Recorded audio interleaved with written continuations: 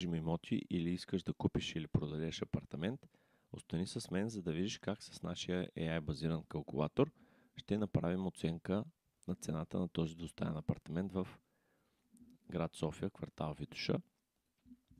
Въвеждаме си данните за апартамента. Квадратурата е 92 квадрата, първият етаж от 4 и стаите са две, тъй като е двустаен.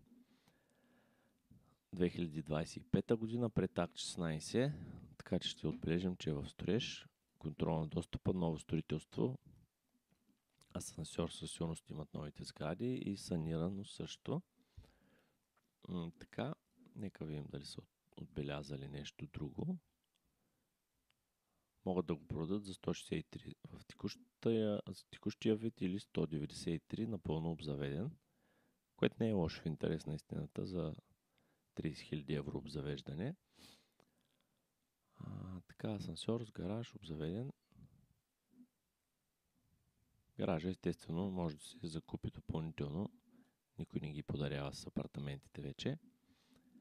И цената, която дава нашата оценка е 190 000 евро, което е доста така близко до цената, която хората искат с обзавеждане.